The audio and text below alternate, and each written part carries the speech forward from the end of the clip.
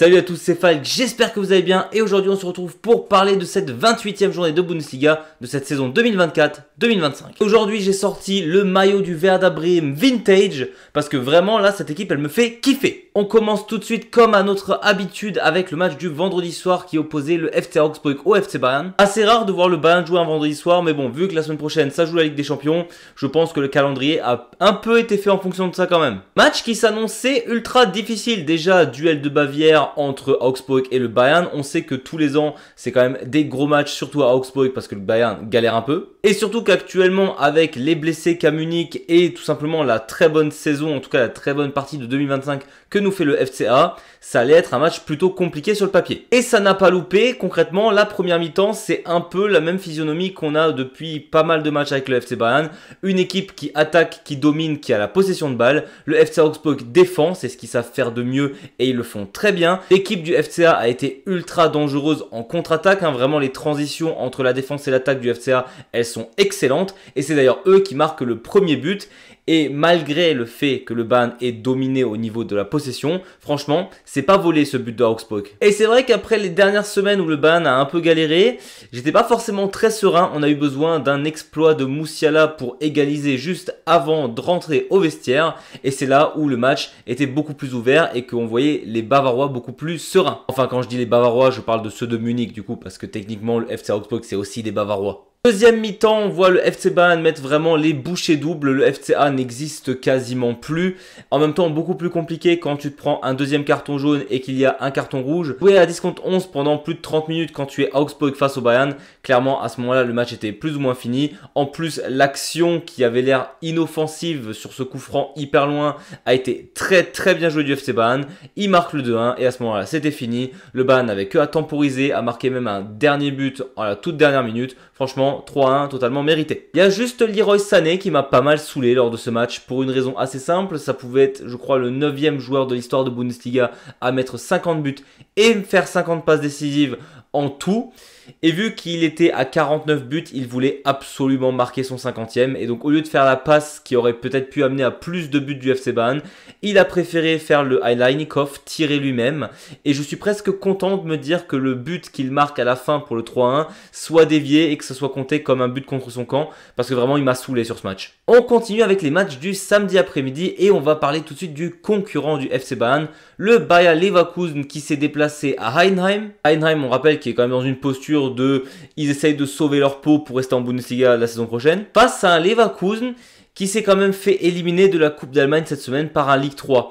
Donc c'est vrai que niveau confiance en soi, on n'y était pas trop. Et bien pour le coup, ça s'est vraiment ressenti sur tout le match. Aussi bizarre que cela puisse paraître, match très équilibré entre Heidenheim et le Bayer Leverkusen. J'ai même globalement trouvé Heidenheim un peu meilleur sur le match. Beaucoup de déchets techniques de la part de Leverkusen, déchets qu'on n'a clairement pas l'habitude de voir de la part de cette équipe. Et donc là, clairement, on voit que la blessure de Wirtz leur fait quand même vraiment très mal. Parce que clairement, Boniface et Tella, qui ont pris un peu ce rôle de 10 pendant ce match, enfin ils étaient un peu 10, c'était un peu sur les côtés, ça leur allait pas du tout. C'était pas très bon, Xabi Alonso il a tenté quelque chose, ça a pas vraiment bien marché. Donc oui, clairement, Wirtz en attaque, il manque totalement. Par contre, ce qui ne manque pas à Leverkusen, c'est la chance. Parce que Heidenheim, clairement, aurait pu marquer un but minimum. Ça n'a pas été le cas parce que les défenseurs étaient quand même globalement bons et ils ont eu un peu de chance. Mais surtout, le Bayer Leverkusen nous fait encore une Bayer Leverkusen de la saison dernière, c'est-à-dire marqué dans le temps additionnel. Et donc Leverkusen gagnera 1-0 à Heidenheim de manière totalement pas méritée. Mais bon, ce but salvateur les garde encore dans la course pour le titre éventuellement. Beaucoup de matchs avec pas mal de buts lors de cette 28e journée et c'était aussi le cas entre le RB Leipzig et Hoffenheim. Match qui aurait été intéressant jusqu'à la 30e minute. On a le jeune Bischoff qui va marquer très vite dans ce match. D'ailleurs,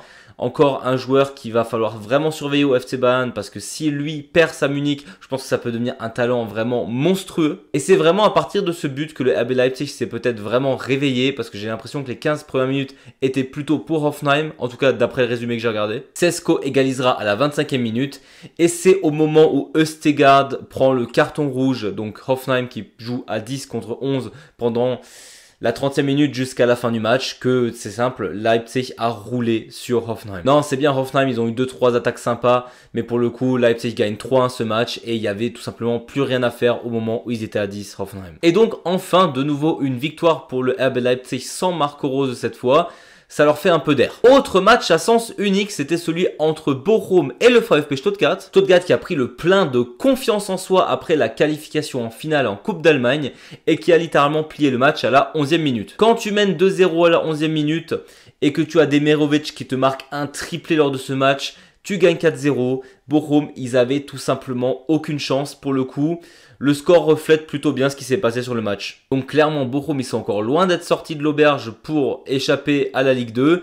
Et Stuttgart, ils veulent bien finir la saison, vu qu'elle est quand même globalement moyenne. Là, par contre, où il y a peut-être plus de choses à dire, c'est le match entre le SC Freiburg et le Borussia Dortmund, qui sur le papier aurait largement pu être le top spiel de ce samedi soir. Déjà, on a un Borussia Dortmund qui a vraiment repris des couleurs depuis quelques semaines.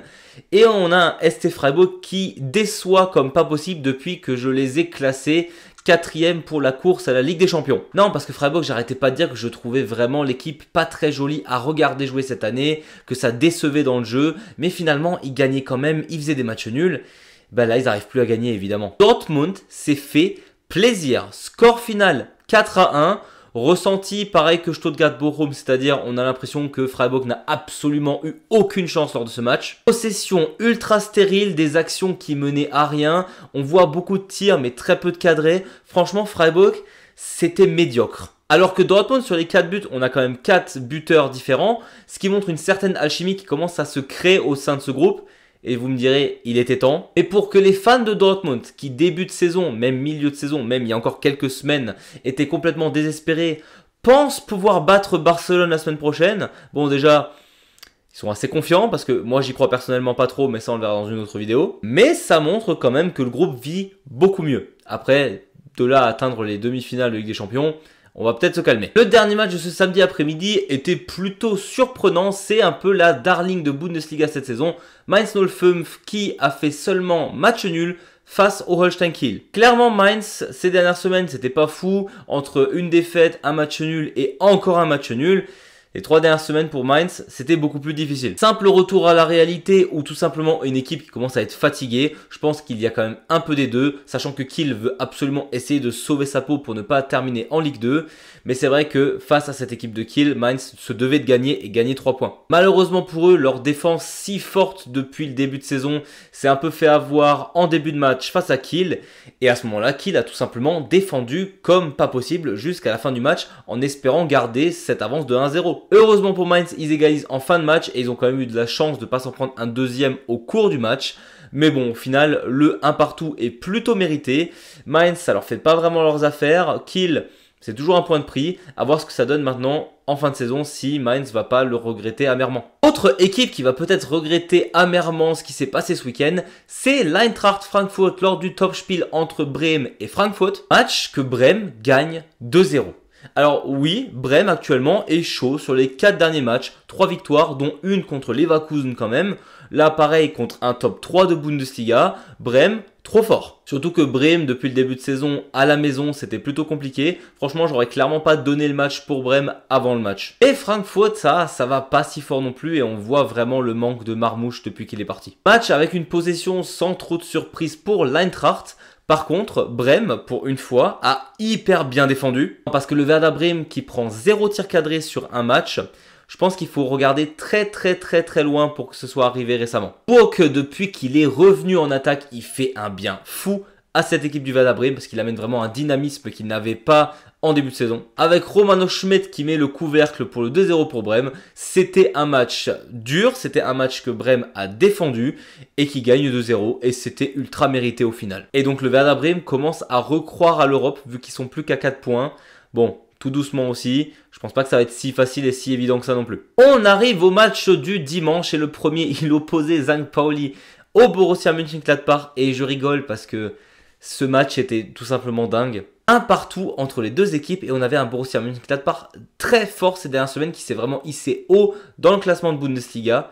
Mais alors le match que le Borussia Mönchengladbach nous a pondu là, c'est une honte. Alors oui, c'est techniquement eux qui menaient 1-0 et St. Pauli marque que à la fin pour égaliser. Mais alors St. Pauli, faut vraiment qu'on en parle. N'arrêtez pas de le dire depuis le début de saison qu'ils avaient un problème avec les buteurs. La défense de St. Pauli, elle est folle, ils sont trop forts, les transitions c'est génial. Il manque vraiment un vrai buteur à cette équipe. Ils ont tiré 26 fois sur le but du Borussia Mönchengladbach et ils en ont marqué un seul. Un but pour 26 tirs, c'est pas possible. Mais pour le coup, les 26 tirs, ça s'est vraiment ressenti. J'ai vu ce match et je me suis dit à quel moment ça finit un partout et qu'on commence à dire dans les médias est-ce que St. Pauli a mérité d'égaliser? Non, c'est pas ça. C'est comment St. Pauli n'a pas exterminé son adversaire. Je pense que tu mets serait-ce qu'un buteur moyen plus dans cette équipe, ils sont largement milieu de tableau en Bundesliga sans aucun problème. Il faut absolument qu'ils recrutent un buteur pour l'année prochaine. C'est un gros problème chez eux. Et Gladbach, au lieu de surfer sur la très bonne vague récente, ils ont préféré se faire bouffer sur un match. Après, au final, ils ont quand même récupéré un point alors que c'était très difficile pour eux. On termine avec le match entre Union Berlin et Wolfsburg. Et qu'est-ce qui se passe quand un des clubs n'a pas perdu depuis 4 matchs et l'autre perd 3 fois de suite et fait un match nul?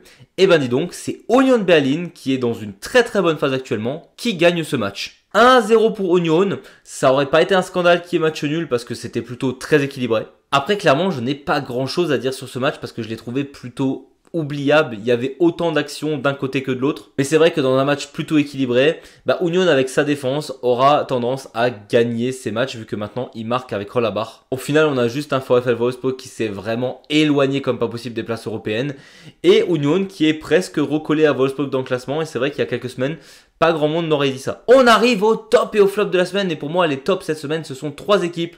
Le Borussia Dortmund, le VfB Stuttgart et le Werder Bremen qui ont toutes les 3 montré de très belles choses ce week-end. Et je pense qu'on peut aussi rajouter la chance du Bayer Leverkusen dans les tops. Et dans les flops, forcément le SC Freiburg, les petites équipes où c'était plutôt compliqué.